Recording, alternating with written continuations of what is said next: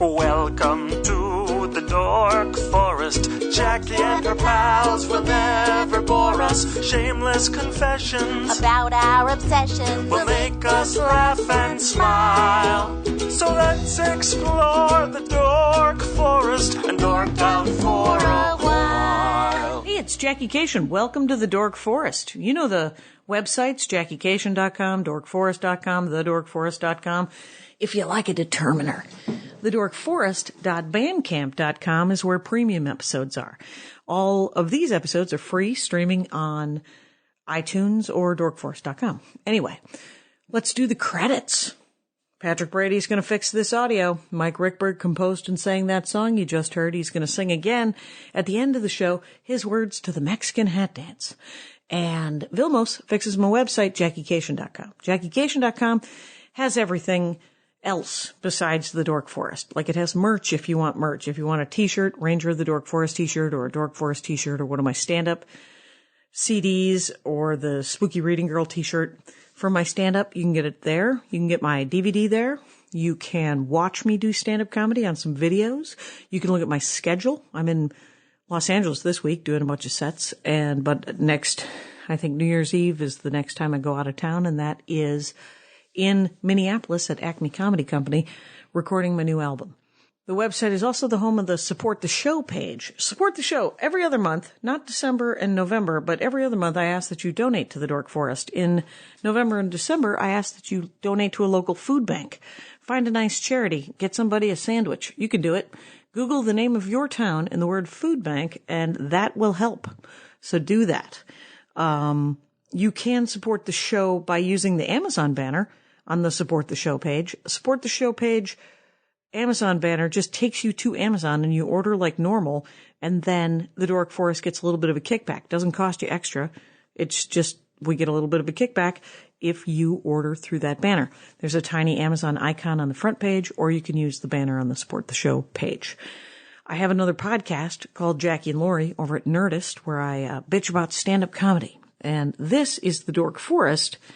And I think that's the whole thing this week. Let's get to it. It's a good one. Hey, it's Jackie Cation. I'm in my living room with Bucky Sinister, Hi. San Francisco comic who just moved here. There's a fly in this house.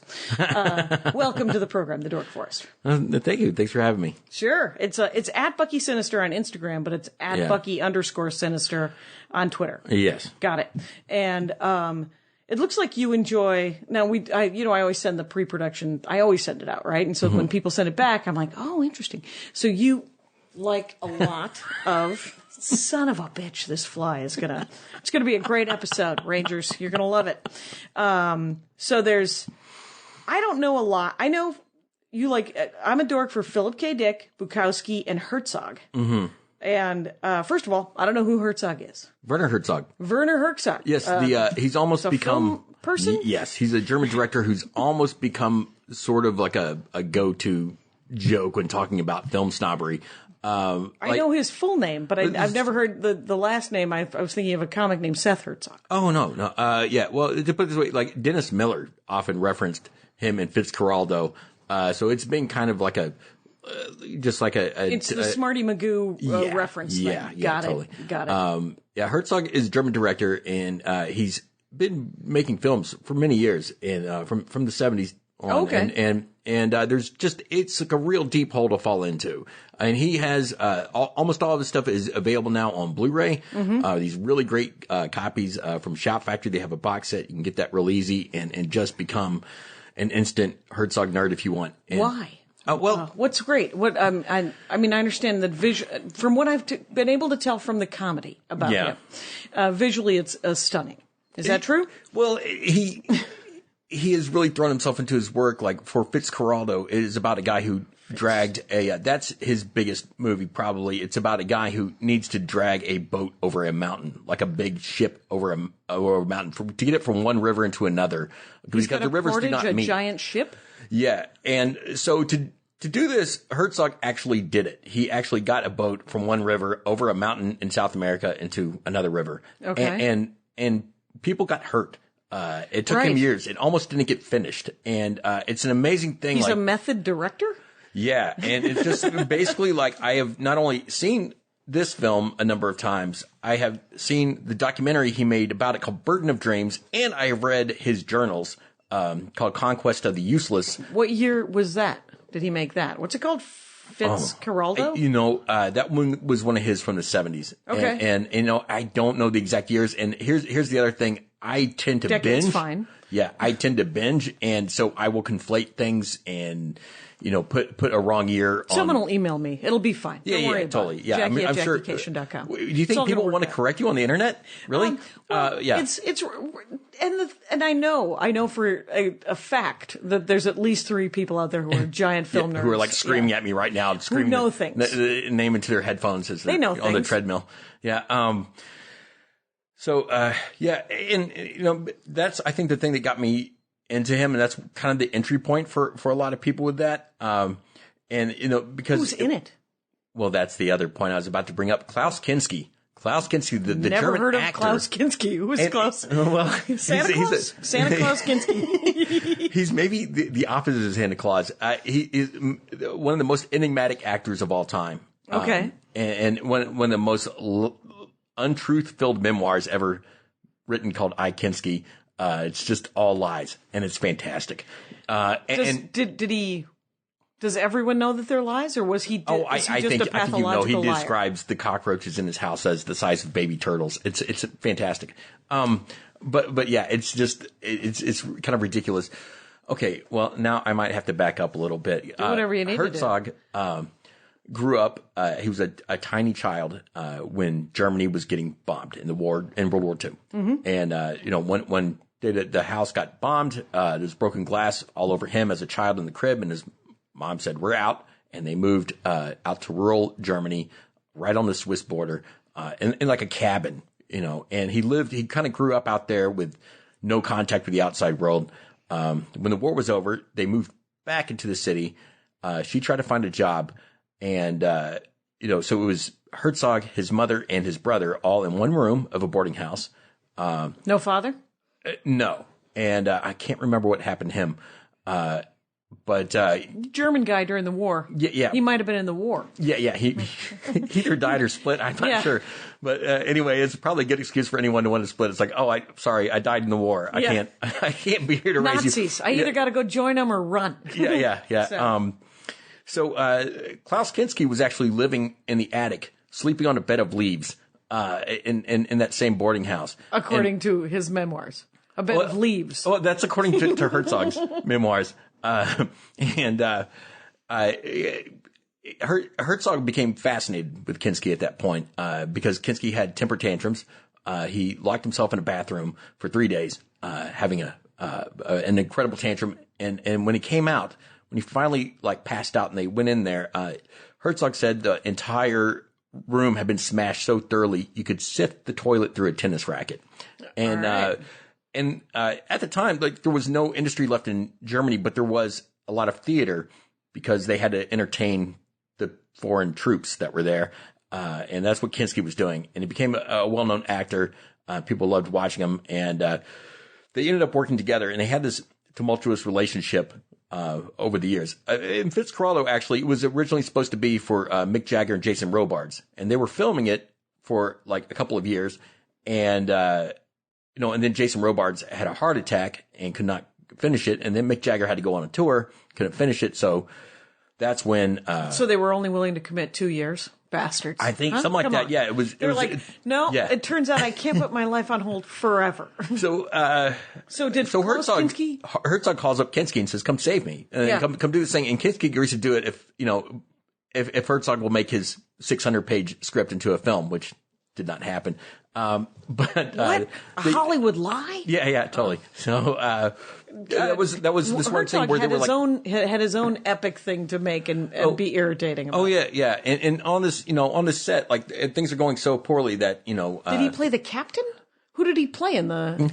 It's a very complicated story, but one of the things, the extras who were South American native people offered to kill Kinski and bury him in the jungle where no one would ever find him, because they all. He was that hard to work with? Yes. And, because Kinski would have these kind of classic temper tantrums on the thing, which Herzog would just watch. And everyone was And kind of allow. yeah. Just let him go. And there's this to really get there's a whole other documentary about their relationship that Herzog made called My Best Fiend.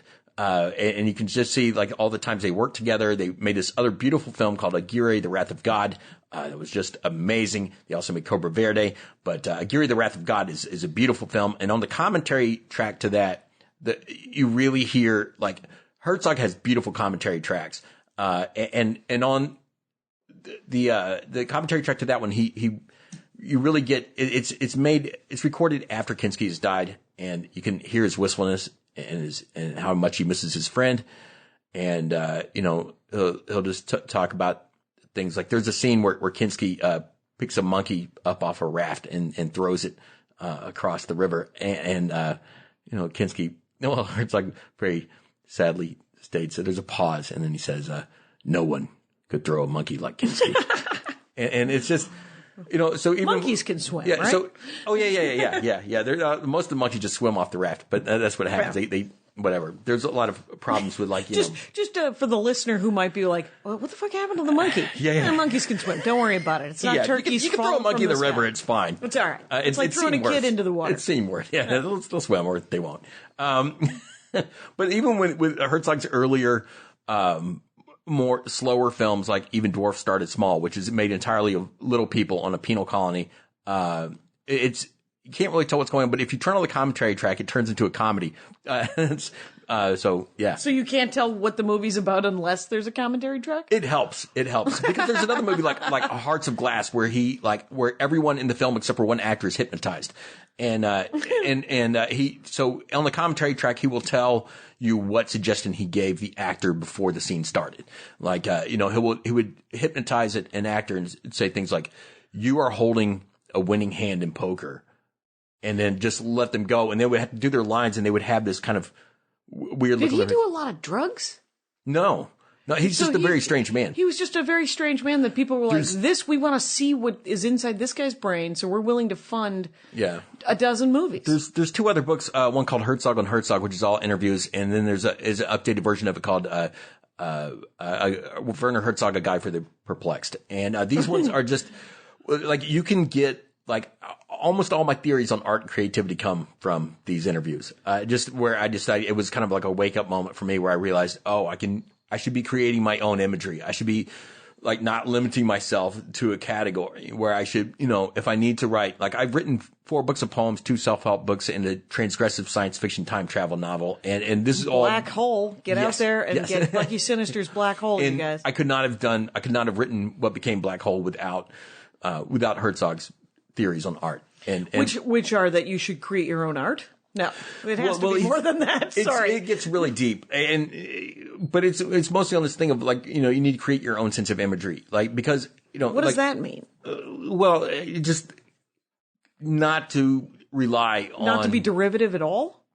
Well, as much as possible, you need to create your own metaphorical templates, right? That you need to evoke meaning and comparison with your own set of experiences and not rely on so you come from something. Everyone comes from something, and it's fine to be aware of that. But then the next step is to let go of that and create your own thing. Well, if you look at like standard, like just a film or a television or whatever, there's like a lot of things that mean something that like there's kind of a consistent set of symbolism, sure. And Herzog kind of creates his own and is referring possibly maybe to only his other films and not to other people's. Like what the river shows you in, like, when Herzog shows a river, it's a reference to other rivers in his films and not to rivers in other parts of arts.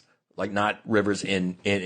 Sometimes a river is just a river. What does he mean? Well, Herzog has a strong sense that humanity is not working in accordance with nature, but rather that, like, against it, that nature's trying to destroy us. And, I know at one point he said that, like, civilization is a thin sheet of ice over a black bubbling ocean of chaos, and so a lot of times, like, when people try to assert dominance in nature destroys them. And that kind of happens throughout his films. So you'll see, you know, and a lot of times it happens with these rivers, with the Amazon most of the time. The Amazon River appears in several of his films. And it's almost like a character rather than like having he's not doing anything with the Rhone. Well, yeah, not rather than having like a kind of a standard sense of morality of what good and evil is, and you know, the good guy and the bad guy.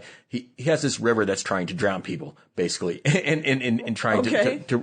So the people are not the main story. The people not always. Right. So the essentially the world is the story, and it's how the people try to either shove a square peg into a round hole, or how they work with it, or no. Yeah, that would apply to some of it. Yeah, sure. Well, but why funny? Why have I created laughter? Tiniest of all laughter in Bucky Sinister. I'm like just trying to explain these films to someone who hasn't seen them. It's just. Now it strikes me. Never will. Never will, by the way. I'm so sorry. But I'm sure they're very lovely. Yeah. But I am interested in why, you know, because I mean, so he has a need to create this art, right? Why I like them or why Herzog does it? Well, both of those are valid questions. Why did Herzog do them? I assume he did them because he had to do them. Because why does anybody do anything? Oh, I don't know. I mean, like, Herzog kind of grew up in such a weird time and place. He went from living in a cabin and seeing no one but a few relatives to living in post-war Germany, where it was just all rubble and you know, with this insane man living upstairs. You know, and like, so his whole sense of the world is uncommon to most people. Except for the other people who grew up at that same time, right? So what he got out of it was amazing, right? Yeah. So I mean, I think that he sounds incredibly unique, and yes. It's always interesting to me to find out, like, a guy like that who said, "Oh, that Kookasaurus Rex, let's give him $100,000 and let him make a movie." Oh well, he usually started from very small budgets, sure, and worked his way he up. Would have to, and right? You know, like even now that he's more well known, his movies are still strange. He's still alive? Oh yeah, he's still making things. He makes fantastic films. What was the last one he made? The one you probably know of is not Fitzcarraldo. No. The one you probably have heard of is Grizzly Man. Oh, that thing with Timothy Treadwell, who goes off to hang out with bears, and the bears eat him. Oh, it's like a documentary. Yeah. And then Herzog's documentaries are fantastic as well. Well, he took all the guy's footage. Oh, okay. And remade it into a film, basically. Oh, okay. Yeah. And that's probably the most accessible thing he's done, and probably the one that captures his worldview and a sense of humor. And, right. You know, I love that he has a sense of humor. If you see a Herzog film in the theater, there are certain times where everybody starts laughing. Yeah. And you say that's the Herzog fans, because you know at some point he's got to put in his 2 cents about how nature's trying to destroy humanity. Okay. And it's just kind of funny when it shows up. And like it's Is he on the side of humanity or is he on the side of nature?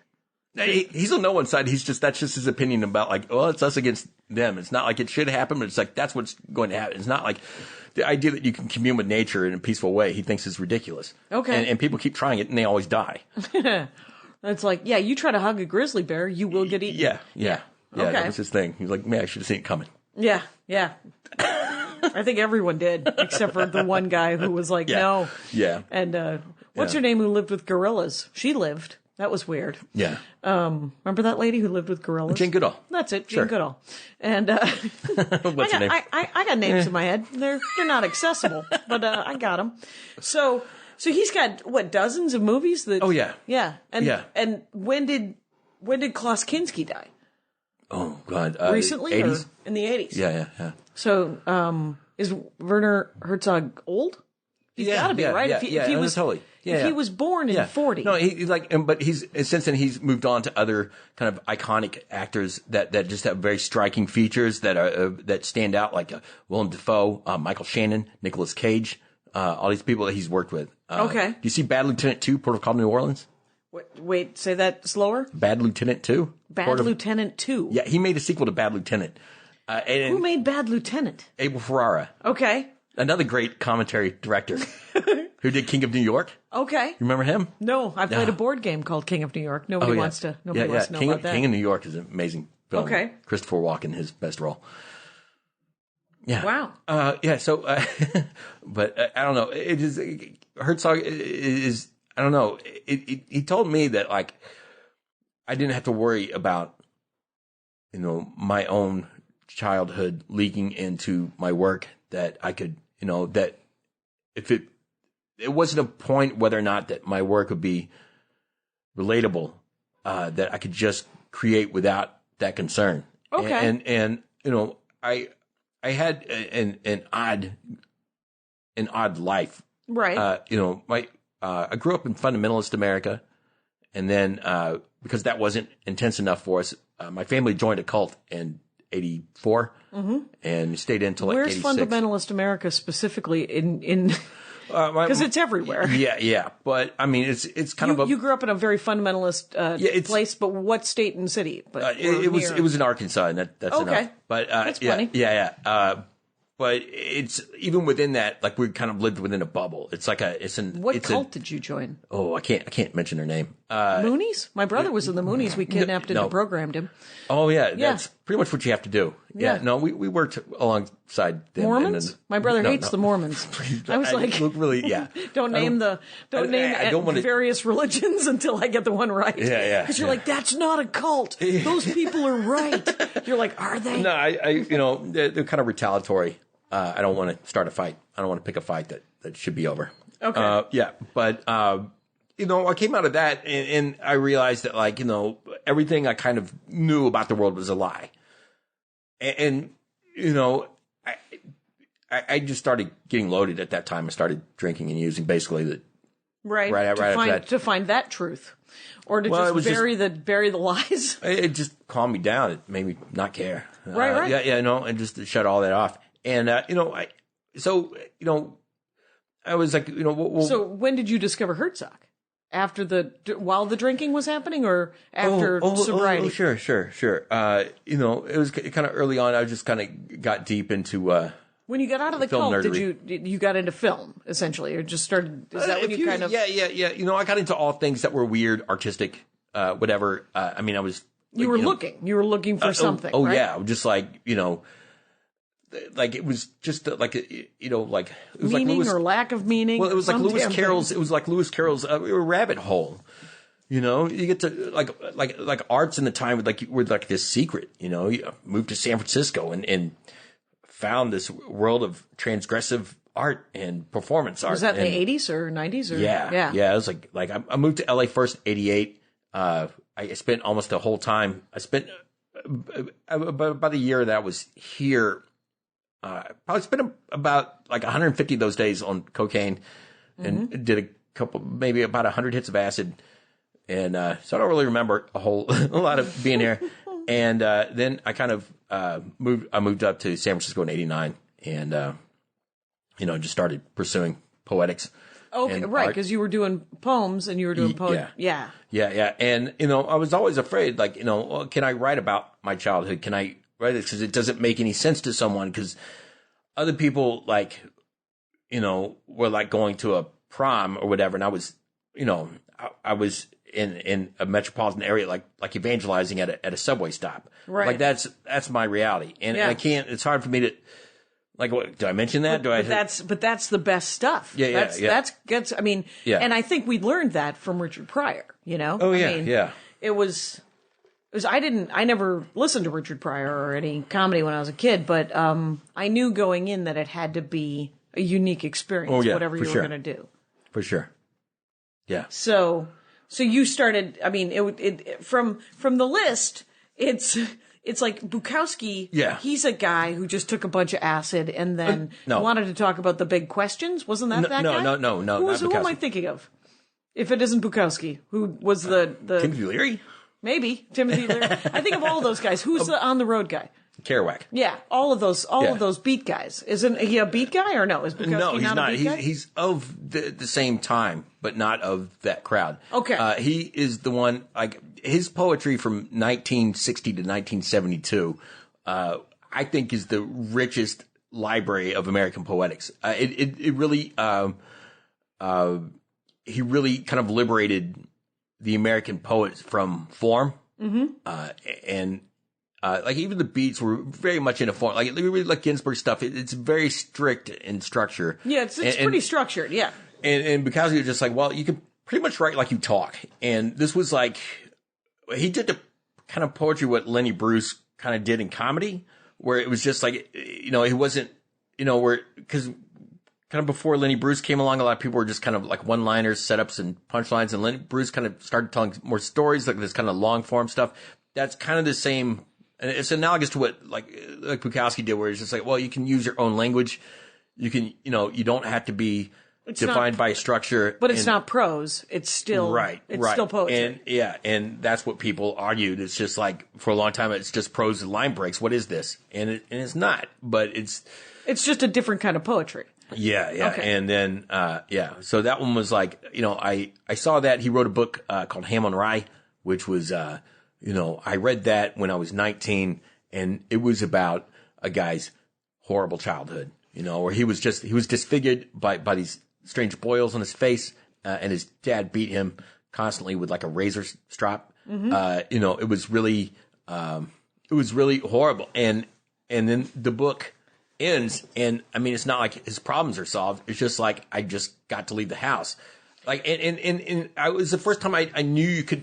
I didn't know you could write about such horrible things. I didn't even know it was okay to say them, and that's where it kind of like, it was one of the things where it was like, oh, I guess I can say these things, and I can say these things that maybe I feel ashamed of. Like maybe I can. Yes, totally. And I was super into the punk scene at the time, but this just went a level deeper. This went into like more of the psychology. It was just like the punk was always like the world is a mess, the world's fucked up. But then this was like, here's what I think about it. And there's like a deeper level. Isn't punk, and again, once we get into music, we again leave Jackie in the dust. Yeah. But to my knowledge, and feel free to correct me, everyone does, is that it was more socio-political. And this stuff was more personal. Right. Shining a light on horrible things that happen in their lives, whether it's Herzog or Bukowski. Yeah. And then once you shine a light on something, as we all know now, 40 years later, it doesn't fucking matter. Sure. I mean, just talk about it. Yeah. The song that really lit me up, I just liked all the punk stuff just because the energy, but then, I heard Minor Threat's song Filler, which is something like. Say that slower? Minor Threat. Minor Threat is the band? Yes. Oh my God. This is like one of the big bands. Like this is one, like just buy that Minor album. Threat. What's the name of the album? Or the name of the song? The song itself is Filler. There's one where it was just the lyrics was something like, your brain is clay, what's going on? You picked up a Bible and now you're gone. It's in your head. It's in your head. It's in your head. Filler. You call it religion. You're full of shit. Mm-hmm. And I heard that and I was like, oh, someone knows what I've been through. This is exactly like the last, like years of my life. Like wow. And I just like, and it just like lit just one of those kind of hair on end kind of moments where you're like, oh, I need to find out about everything. Who is that guy? Who is this guy? Who knows what's the all truth? His stuff? Yeah. And and who else does he like? What does he do? There's this whole scene of these people that there's a whole group of them. They all think this way. Maybe I can go hang out with them for a while. Yeah. Kind of around that same time, Andy Warhol died, which I had to go to the library to kind of more find out who he was because we had no internet at 1987. Sure. And but I was real close to his university library, so I'm pulling out those old Time magazines and stuff, and looking all that stuff up. Let's do it. Yeah. They had those big bound editions of the big hardcover bound editions of like Life magazine from 1977 and stuff like that. Yep. And reading all those, and I found out there's this guy, and your whole life could be art. Your whole life, you're gonna like all these people just moved to New York City, got a funny new name, and we're someone else, and that was like my way out. This is my way out of being me. This is how I don't have to be me anymore. I don't have to be this guy that I can't stand. I can't, interesting. Yeah, totally. So that was like, that's the whole thing. I still have my funny name, and that's why. And that's, because this is the name that you changed it to from, Jim Earl or whatever the fuck your name was, right? I don't know. I'm not Jim Earl. Jim Earl. I'm neither Jim Earl nor Barry Lank. Right, I don't know where that name came from. Jim Earl's a real guy. Yeah, he's a comic. Yeah. Lincoln Earl. Yeah. Yeah, sure. Weird. Yeah. My brain has its own pathways, it turns out. I do know Jim Earl. So you don't I've have seen to. videos. Right. The idea that you don't have to be yourself is sort of a situation where we create this where whole you grow up thing, you know? And so when I get to San Francisco, I mean that's exactly what I find, and it's like it was. And you're in your 20s at this point, or you're in your 30s? I turned 20 when I got to right around the time I got to San Francisco. Going to San Francisco, you were 20. Yeah. Okay. And there was like these. And you're all these immersed. poets now. and artists and all the punks, they all like were using weird names. And it was just like we were all someone else. And it was exactly what I thought. You needed. I really conflated like all of the Warhol Factory stuff with punk. And I thought it was all the same. And to me it wasn't. And I was really kind of surprised that that a lot of the punk people I found did not care about like art or film or anything else. Because to me it was all the same thing.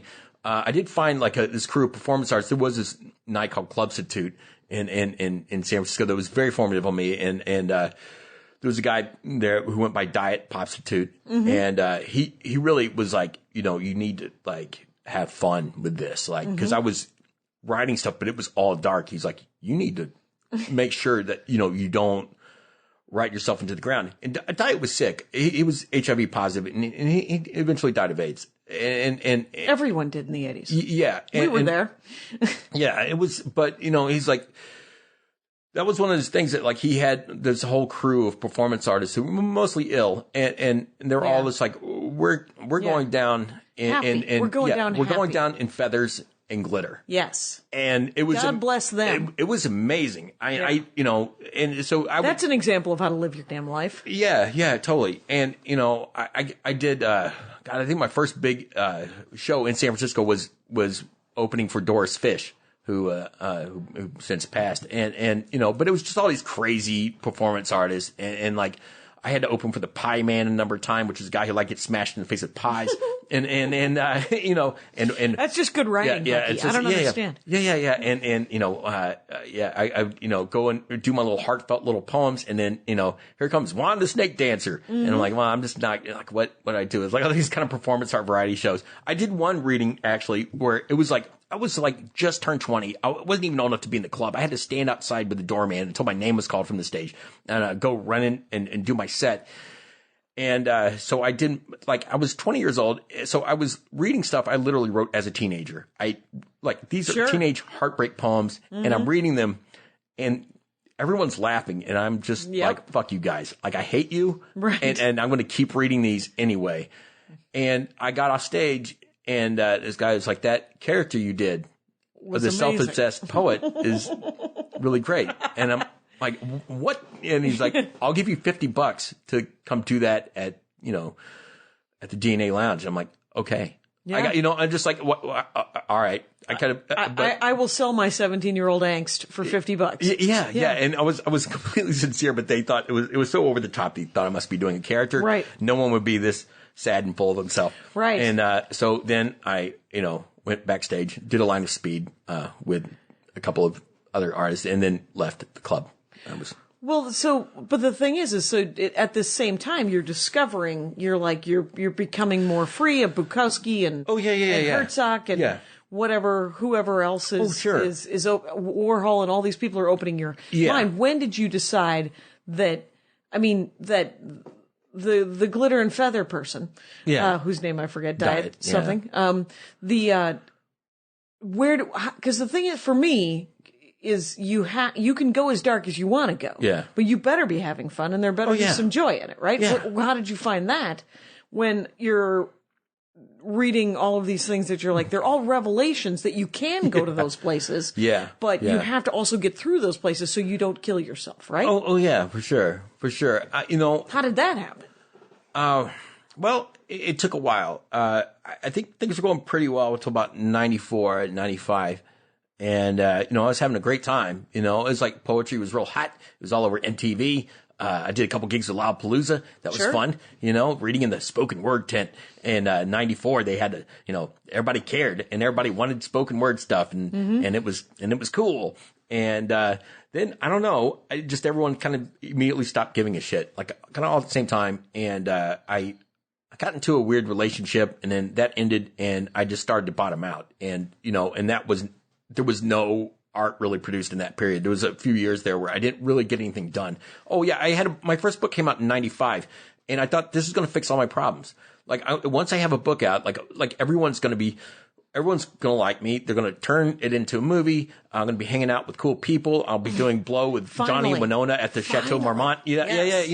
Everything's going to be cool. Sean Penn and I will be friends and, he'll, interview me for Interview Magazine and everything will be good. And, it'll be fine. I'll get to, make movies with Quentin Tarantino and everything will be good. I'll like who I am after that.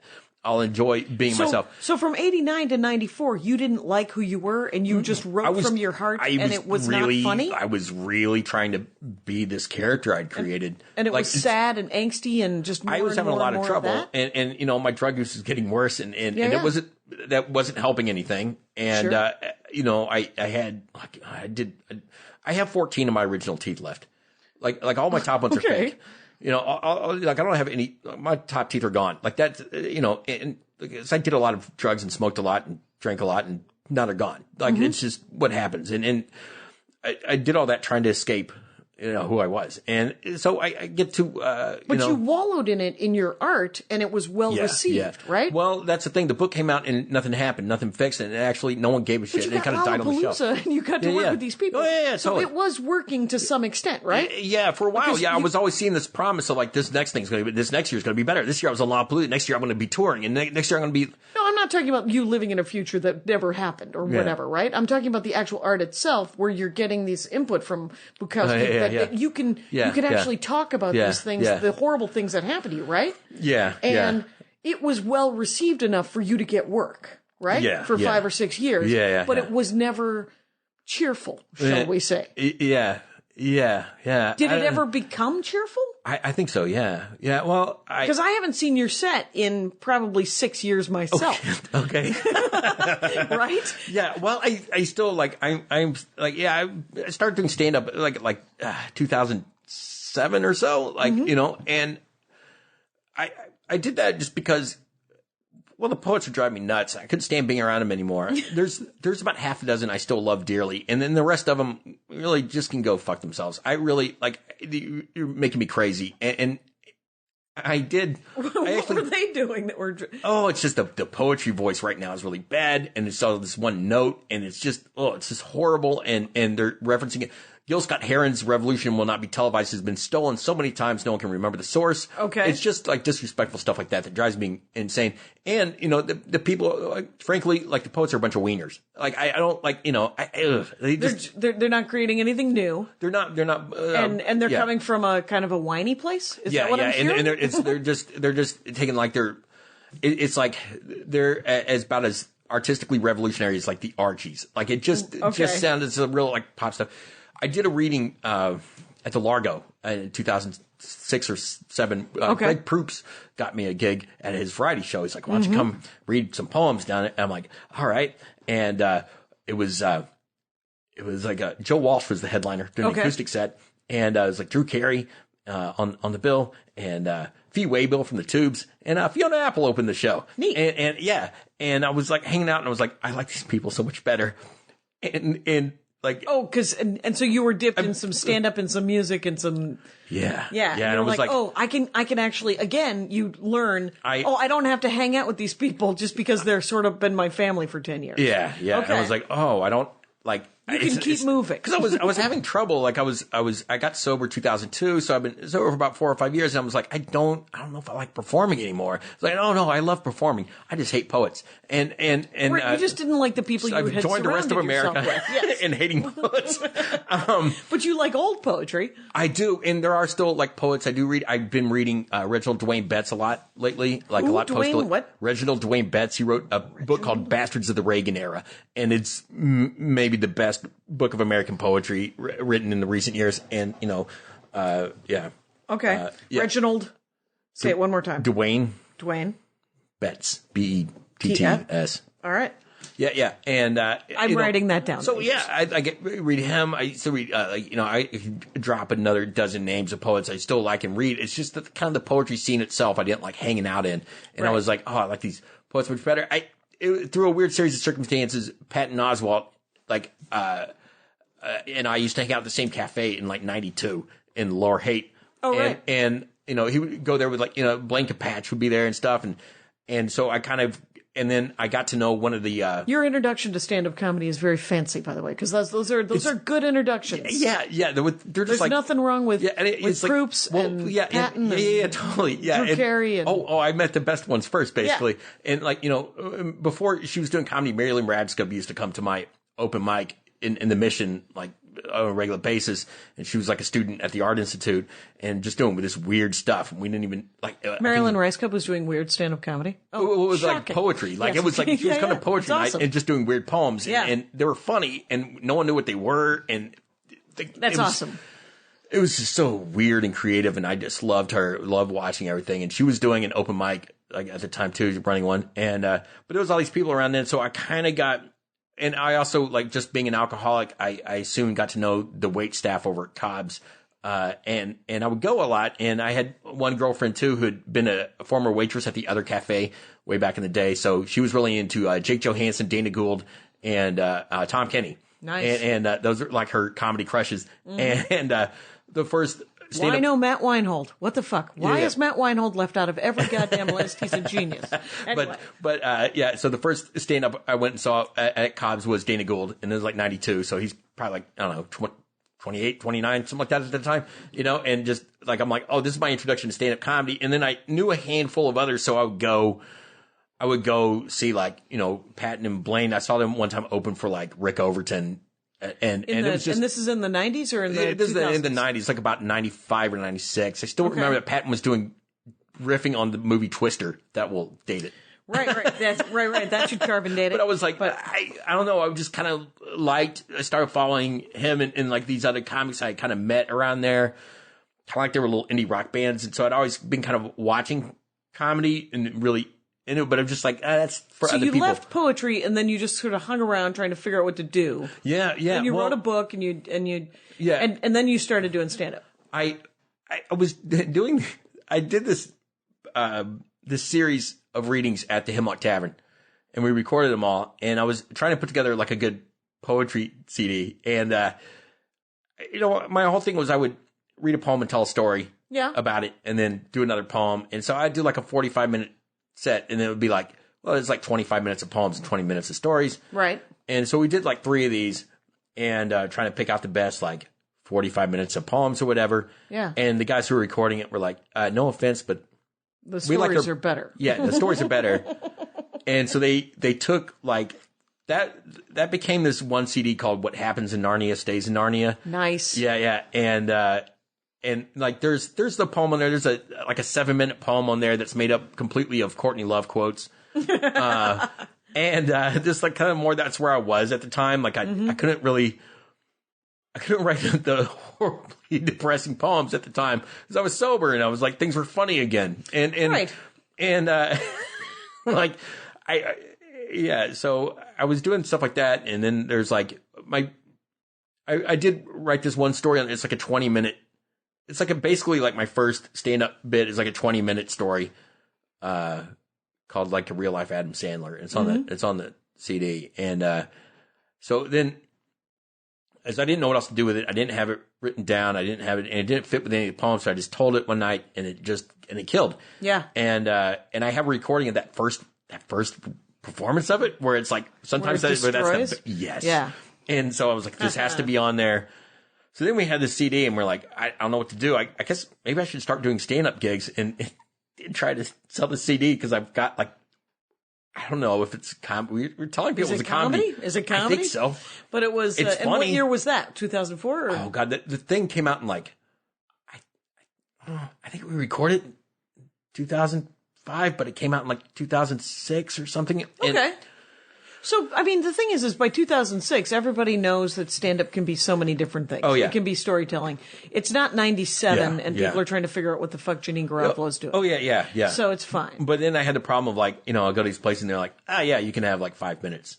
Right. And I'm like, I have a need 20 minute. Can I have 20? Can I start with 20? Turns out you cannot. Yeah. And so I had to learn, and You got to tighten it up. I tell you, it's hard because like it's all BS aside. Like I'm a good writer, and I know I'm a good writer. I know I can go up anywhere with poems, and you'd like it. You'd like my poetry reading. I know you would, and I think anyone would, and because my poems are accessible and fun.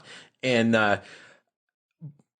man, like being in my late 30s and doing poor stand-up shows hurt. It's hard. Yeah, that's the whole fucking thing, Daffodil. Sadly, they have to put everybody up. So, I mean, that's a quote, by the way, from Maria Bamford's act. So I'm just want credit. Well, I think like at 18, 19 reading it poems. blows. Yeah, when I was 18, 19 reading poems, and I think anyone doing comedy is the same thing. You don't really understand how bad you are.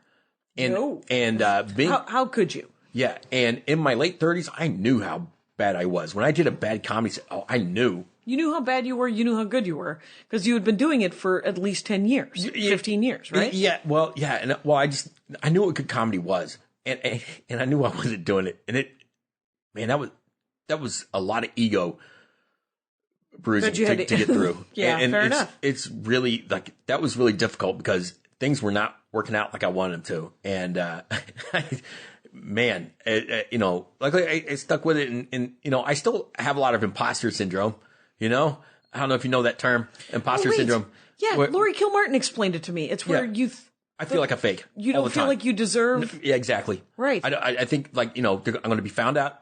They're going to find out I'm a fake. I constantly feel like I'm a poet pretending to be a comic. Like even when I'm at a comedy club and I'm killing and it's crushing and it's like and no one knows. None of the other comics know that I've written a book. Like I don't like the people don't know. They just think I constantly think they think I'm a writer like trying to be up here with everyone else. Like I'm not really doing this. Like well, that's because nobody does know anybody until they do, right? Yeah. So, but imposter syndrome. It's you think that you don't deserve the success you have because you're not worthy of it. Well, that you feel like a fraud. Yeah, like I'm not a real comic. I was raised exactly the opposite. Yeah. I deserve all of the accolades, and I can do whatever you put in front of me. And I'm probably not getting work that I should get because it'll be fine. I mean, I felt that way. Like even in the punk scene, I'm not a real punk. I just got here. I just found out about it. All these people have been in punk forever, and I just found out about it. I can't let them know. Sure. I don't want to be a poser. I don't want to be the thing. And it's just kind of followed me around, and it's. How that sounds exhausting. It is exhausting, and, it's like something. Because you're great, Buck. I mean, there's no reason not to. No, there's also no reason that any sort of fucking rah-rahs from me is going to do anything for you. But you're going to do whatever you want. But what do you get out of it? What do you get out of being like, hey, I'm not enough. I'm not enough. I'm not. Oh, enough. I have to. That's my obstacle. I have to beat down to like get anything done. Like I have to like really. It's a created obstacle so that you will that you'll work, that makes you work. You're like, oh, I guess nobody likes me, and I'm a fake, so I should work harder. It's the bad voice you have to ignore. But what does it do for you? What do you get out of it? Oh, it doesn't do anything good for me. Right, but you're getting something out of it. Otherwise, you'd stop doing it. Like, do you get attention out of performing, or like no. out of beating yourself up. Oh, no. Okay, like, look, that's what I try to avoid. I try to avoid to like thinking that, but it is the problem that I've always had because I just don't. I mean, everybody's got some kind of emotional problem with performing. I think. I think everybody. And that's my hurdle. I have to to convince myself. Does it make you work harder, or what? Does it? No, it only gets in my way. Does it get you sympathy from people? No. It gets me nothing. It gets me nothing, but it keeps me from like working as hard. Like if I listen to it, like Then why do you keep? I'm trying to eradicate it. I don't like this. It's right. No, I'm not. It sounds like a very simple question. You're just like, well, it's not easy or simple. I don't know why I'm being a dick about it, but but I'm always curious because I have negative thoughts and I beat myself up and I think that I'm better than everybody and I'm worse than everybody all the time. And when I think that I'm not as good as somebody, I always think, well, what's that doing for me? Does it mean that I don't have to try if I'm not good enough? Or does it mean that I'm not, or that I can get someone to say, no, you are great. You should try harder. Yeah. Or is it a self-fulfilling prophecy that I'm like, well, maybe it'll make me jumpstart myself. So I'm completely in my own head. Yeah. So don't, Well, sorry. I here's the apologize. thing, like I have to know that, like, I can talk, like I'm still, like, terrified to ask, like, you know, to ask any of these comics I know for, like, a guest set. I would, like, never do it. I've never done it. I've never asked anyone for a guest set. Like, you know, and how do you get up? Oh, well, I like hang out at shows till they say, why don't you do this? Oh, interesting. But like when I was, like, hanging out in San Francisco, I'll go to the Punchline, like, when, you know, like, Dana Gould's in town. Mm-hmm. And you just go hang out, and instead of when you get there, just go, hey, is anybody doing a guest set? Can I do one? You never say that. I'm terrified. Terrified to do that. Because here's a guy I've known, like, here's a guy who, you know. You've known him since 92. Yeah. Like, Dana, like. He's not going to say yes if he doesn't want you to, like, will he? I don't know. Like, I don't want to look too asky. You know, and that's another thing. It's another neglected child thing where it's just like, you know, you don't deserve. You're going to fit right in here in Los Angeles. Oh, yeah. It's a Wes Anderson kind of like, I make amazing art. You can like it. You can not like it. Yeah. But I'm not going to make you like it. So don't worry about it. You can ask me if you think it's great. No, it's good. It just, you know. Because you have to care about your art. And so you create your art, right? Yeah. And so, I don't know. Yeah. I don't know. Yeah, all I know is how to do it for me. Yeah. So when I watch out how other people do it, it works. Yeah. Everybody works, Cation. There's no need to make somebody try to do it like I do it. But I send out avails every 3 months. Oh, okay. Locally, nationally, internationally. Yeah. I have been turned down since 2005 for the Melbourne, Australia Comedy and Arts Festival. Oh, sure. Since 2005, I've sent them my avails. Nice. They haven't even responded to the email for 8 years. Every year I send the fucking email, and every year they ignore me. But I'm like, probably just a banner they put up on their website. well, like, Jackie, maybe one day. Well, I went in 2005, and they liked me, and I'm like, well, maybe they'll have me. I send, like, for Monday night shows here in Los Angeles, I send out Monday avails. For Tuesday night shows, I send out Tuesday avails, and so. That's how I do it. I'm not saying that's how anybody else should fucking do it, but it's weird. Yeah. Whatever, man. What, you want to, I'm so sorry to have brought us down to this rabbit hole. Let's talk about something you love instead, like Philip K. Dick. Oh, yeah. Okay. How much time do we have, by the way? We have about another 10 minutes. Oh, good. You know what? Like, I would love to, actually, like, nerd out about my kettlebell lifting a little bit. I don't even know what that is. Yeah. Okay. Well, I can. Yeah. What is that? That's wore my team shirt here. Oh, you did. Orange Kettlebell Club. Yeah. Oakland, California. Yeah. And, I compete in Russian kettlebell sport. And Russian kettlebell. Yeah. And, I'm going to miss, unfortunately, I'm going to miss a lift in December. I got this little business trip to do, but I will be lifting in, like, one of it'll be my first pro level lift, in February. And I've been training for that for a while. Congratulations. And, yeah. And it's great. And I mean, it's this other thing where it's like, it's been kind of helpful for me to, like, you know, cause, you know, I want to tell the Russians I'm a lifter when I see them, you know, cause I'm not a real lifter. I'm not a real athlete. They're like, you know, that's their thing. Like, they're world champs. And then I realized. What is kettlebell? Oh, you know what a kettlebell is? No. Like, oh, it's a weight. It's like it's obviously, yeah, because you're lifting it. Picture like a bowling ball with a handle. Oh, like you know that thing you sit on and bounce when you're a baby? Is it like that? But it's heavy? Yes, it's like that, but it's heavy. All right. But it's a giant round ball with a handle on it. Yeah. Okay. And you lift it. With two hands or one? Welcome to the Dork Forest, Bucky Sinister. I love you so much. There are buildings full of things I don't know, Bucky Sinister. Buildings. There's cities. I can't breathe. You're like, what is it? No, I don't know what it is. It's a kettlebell sport from 1987 through 2007. Okay, imagine if you had like a 50-pound tea kettle. Okay. Imagine two of them. Two of them? Yes, and you get one in each hand and you lift them over your head. How about that? So there's no bar? No bar. You have to lift them separately? Those would be barbells. Bar. Oh, hence the word. Yes. I get it. I can be taught. Yeah. So kettlebell is like a tea kettle, I guess, in their heads. So, do you have to lift 2 at a time, or can you just lift 1? I lift 1 at a time when I'm performing the snatch. Oh, the snatch. Yeah. That sounds sturdy, but what is it? And then there's also jerks, Oh, there you cleans, go. and the rest position is called the rack. Okay. So there's like full of giggles. It's a giggle, and we all like laugh about it. We always tell each other nice rack and Nice stuff rack. like that. And like your snatch, snatch Sure. looks real clean, that kind of thing. Like Excellent. practicing what my is jerks the all the time. snatch? The snatch I'm keeping is- mine in my purse. Yeah, anyway, that's no joke. It's I don't even know how to explain it. Well, you would take the 1 tea kettle, Right. and One kettle, you one would swing it kettlebell. between your legs, and then put it right overhead. And then, Okay. just Oh, do and that. that's how you lift it Yes. to sort of get some momentum. Yes. Got it. And how heavy are they? The ones I compete with are 53 pounds. 53 pounds. And what are the heaviest that people pick? About 70. Okay. And then there's a few freaks that go heavier, but Okay. really that's considered the top pro weight is the 70-pound bell. And what's the lightest that you can go? For competition, there's like a 12 kilogram women's event, and I don't like what is that, like 25 pounds or something? I don't really know.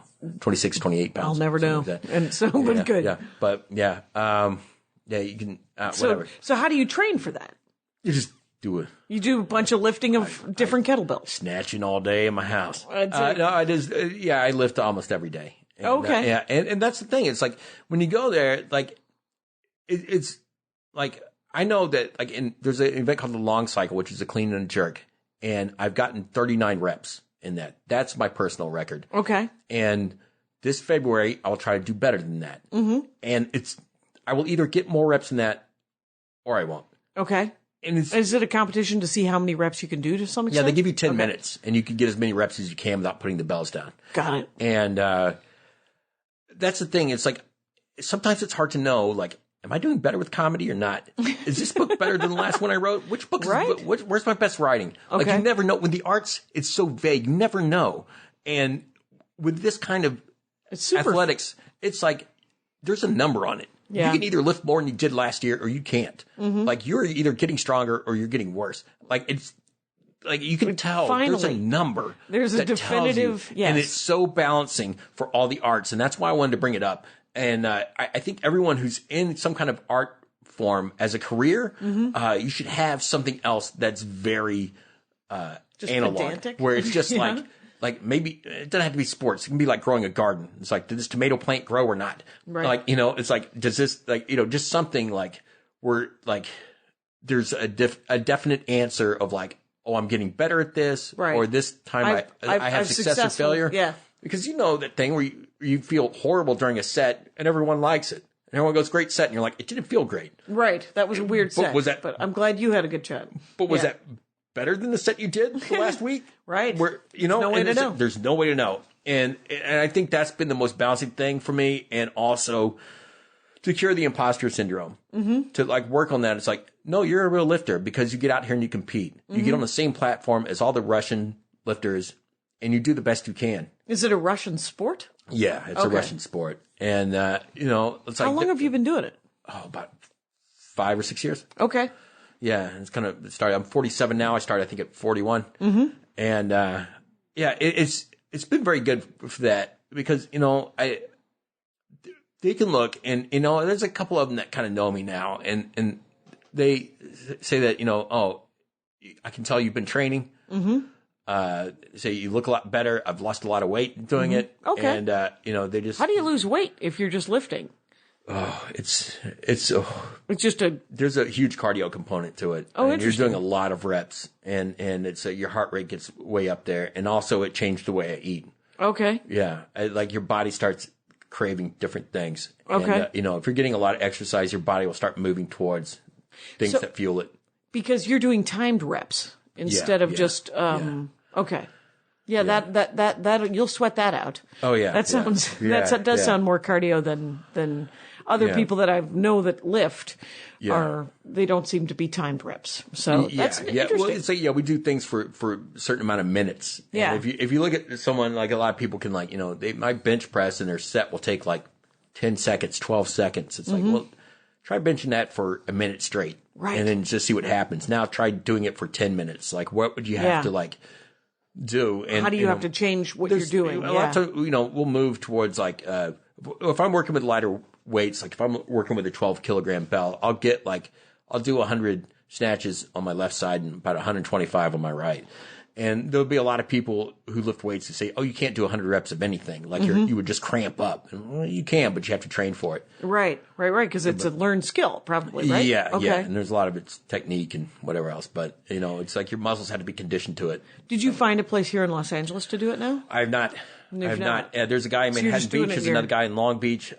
There's a place in Costa Mesa. But it's like those are so far from everywhere else. Yeah. I'm going to try, hopefully this spring, to convince one of the local gyms to let me have a little bit of space. Yeah. Where I can, buy, maybe a rack or two of bells and get an instructor in to help us. And is to kind of more or less start my own gym is what I have to do. Or your own club for sure. Yeah, totally. And it's like a gym within a gym. And there's a lot of barbell gyms out there now. Olympic lifting is getting really popular. And it's very similar to that. The lifts are very similar. Okay. But the Olympic lifting is more how much weight can you lift once? Yeah. What's your maximum weight you can lift one time? And this is more like how many times can you lift this lighter weight? Yeah. Like in a 10-minute span. So. Yeah, that's kind of fascinating. Yeah. Yeah. So. And there's like, tons of YouTube clips of it. It's a sport that's popular in another country. Yeah. This it's all not makes in the it very. Olympics yet, or.